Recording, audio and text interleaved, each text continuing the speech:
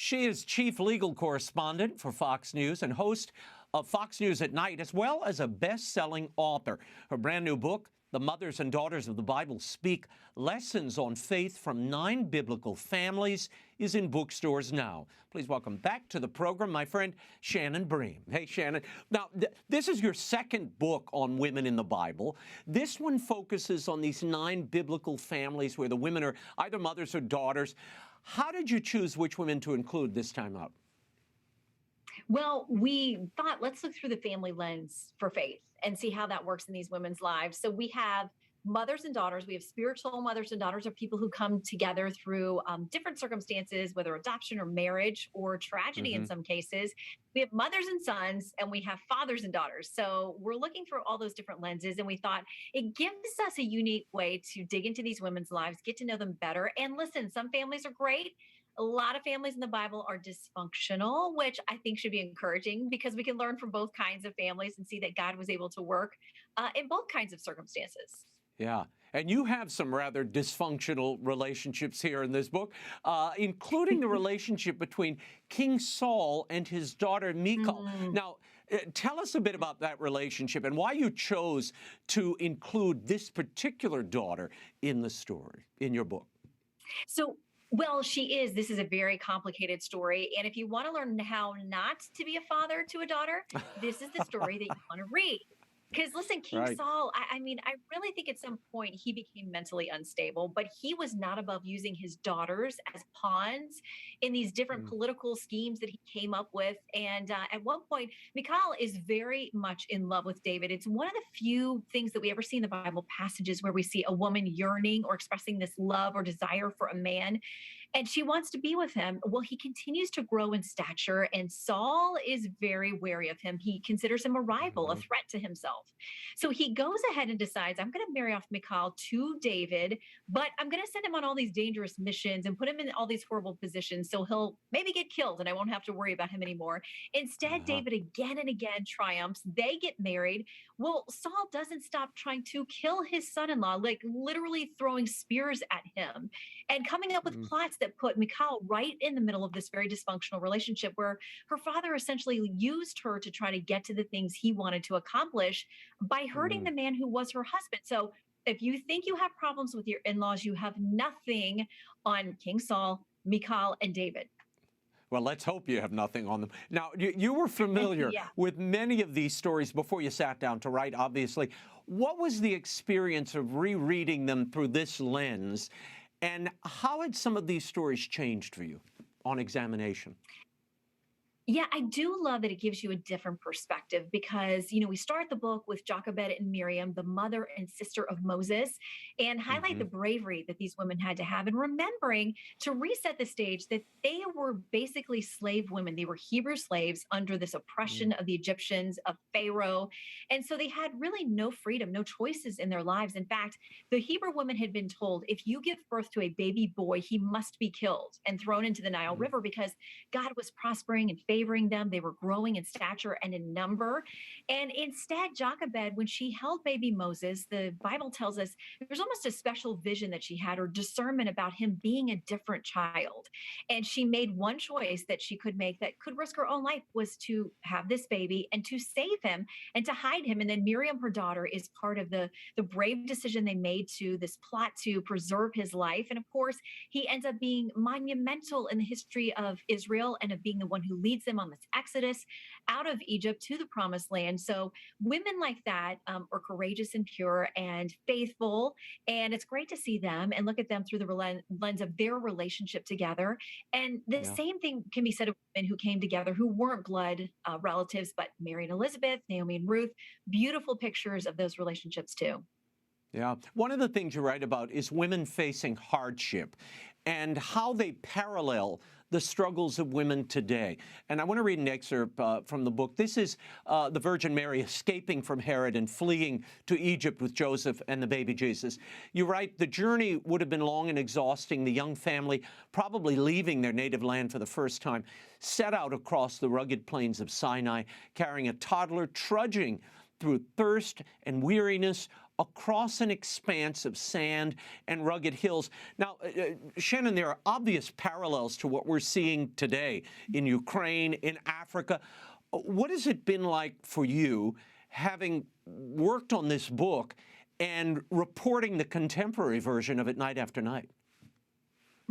Yeah, there is oppression around the globe, as you know. I mean, Raymond, you report on these stories too.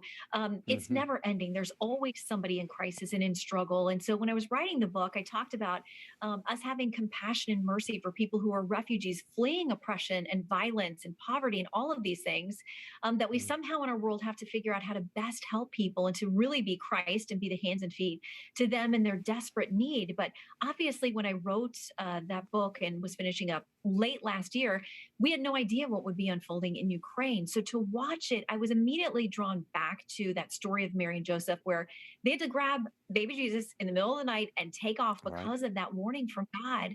And I think about these Ukrainian women who, many of them, most of them are leaving their husbands behind, and maybe their Mm. sons, their older sons who could stay and fight.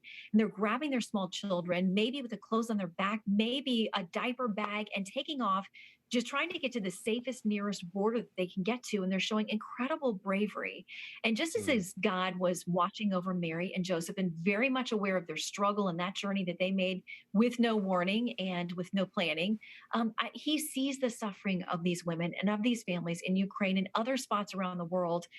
He is not absent from suffering. He understands it. We know that because Christ walked this planet and suffered just as we do. We're told we have a high priest who knows our suffering. And that is a Mm. comforting thing in watching this just destruction and devastation to these families. That's terrible. In your book, you write about spiritual motherhood, saying, quote, it involves guiding and leading someone in faith. Not all of us will be called to biological motherhood, but we can all exercise the role of spiritual motherhood. We can lead young women to Jesus by word and example, becoming a sounding board for their questions and our challenges. If they're still in our lives, let's be sure to thank them. Now, as a practicing Christian, as a wife with a demanding career, what is your advice on how to offer that spiritual motherhood to help women along their faith journey? I think you got to just show up in life, be vulnerable, invest the time in relationships, which we all feel pulled in a million directions with all of the obligations that we have professionally and personally, and Hmm. even in our churches and in our sanctuaries. There are good things, and we have to find a way to balance them as best we can. But I know the relationships that I have with women who are more mature than me in the faith, and I look at them as spiritual mothers, or the young women God has brought into my life is such a blessing now navigating career and relationship. I think part of it is just living your life in a way that gives them a model or an example to look to, Mm. but also being there when they have a horrible diagnosis or breakup or get fired or just need to make a difficult decision, to listen to them, to pray with them, to offer them advice from scripture because it's all there. God's promises and verses are there. And I'm so grateful for women who've poured into my life that way. And now, in most cases, I'm on the other side of that, hoping to bring along young Mm. women who, listen, they encourage me too. They are strong in their faith. This next generation is ready to change the world, and they're doing Mm. it. Shannon, who is the person you most relate to of all the women you've researched and written about in this book?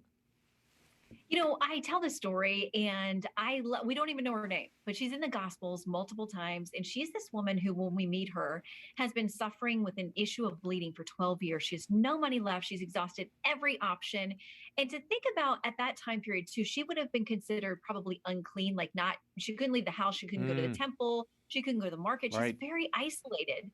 And I've been open about struggling with some serious chronic illness and pain that I lived with. And I just love her story because what she does is think, I've heard about Jesus. He's got all these crowds now. He's performing miracles. And she thinks, if I can just go touch the hem of his garment, that's going to be enough. She does that. She breaks all the Mm. rules, goes out into the crowd. She finds him and touches the hem of his garment.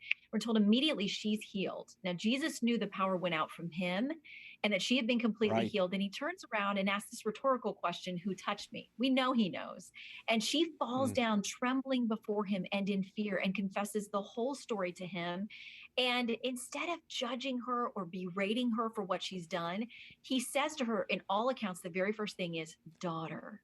And he says, your faith has made you whole. And he sends her away completely healed. And I love so many parts of her story because those 12 years of suffering and pain must have been horrendous for her and to be so isolating. But now she's able to go back to everyone in her community. They all know her story to say, this guy's the real deal. He's the Son of God. I've been healed. It's a miracle. And so her pain wasn't for nothing. And also the fact that he telegraphs to her complete acceptance, though she's broken the rules. He says, you've done the right thing. And he telegraphs to everyone there who may have judged her if they knew her story to say, this woman is my daughter. She's done the right thing. Her faith has made her whole. I just love everything about that story. Yeah, well, I love that it's a woman, but we, as you said, we don't know her name. I would have thought Ruth or the Virgin Mary, or that's an interesting choice, Shannon Bream. I like that. I do too. But before we go, I want to get your take on the Supreme Court. Judge Ketanji Brown Jackson, you've been covering this entire hearing. She's expected to be confirmed as the first black woman as a Supreme Court justice this week after a bipartisan group of senators voted on Monday to advance the nomination. As a reporter who covers the Supreme Court, what changes do you think we might see with this confirmation? How might it impact the dynamics of the court as you see them today? Well, even people who tell me they're voting against her say they love her winning personality. She's very collegial. I mean, that stuff counts at the Supreme Court. You got to be brilliant, but you also have to be able to persuade other justices, you hope, with your intellect, but also with your personality to build coalitions, to get them to vote with you, to see your way. She may be good at that. We'll have to see how that plays out. But a lot of people think that's going to be a big strength for her. She also brings a couple different things to the bench, and that she's been a federal defense attorney. The fact that she's been that she has been a public defender at the federal level with people like Gitmo detainees, and that's a very different thing. We don't have anybody on the court who's done that. She's worked in criminal law. She's worked in a number of different areas that aren't the traditional path for a justice. So I think she's going to have a different take, and I'll be interested to see who her coalitions build up with. I expect she's going to vote with the left on most big cases, but she does have different things that she brings to the table, including a family that's full of law enforcement and their background. And so I do think she's got some unique perspectives. It'll be interesting to see how it plays out. Yeah, we only know in time how they will rule and the impact they might have on those around them, but we'll see. What do you hope people take from this new book, Shannon? And what are you hearing from women particularly? I hope they'll be encouraged and drawn closer to God, of course, but I hope that they'll see through these families that are, beautiful and stable and strong, and the ones that are really messed up and flawed, that God can still work through all of it. None of us is perfect. I am a sinner saved by grace every single day, but I hope that they'll look at these women and say, gosh, I can relate to that. These are things like infertility and widowhood, fleeing famine and war and danger, medical problems, financial problems, family problems. And I hope if they're struggling with any of those things or anything else, they'll see that God is faithful through that, and that he promises us his faithfulness. He shows up and he works through even our biggest messes.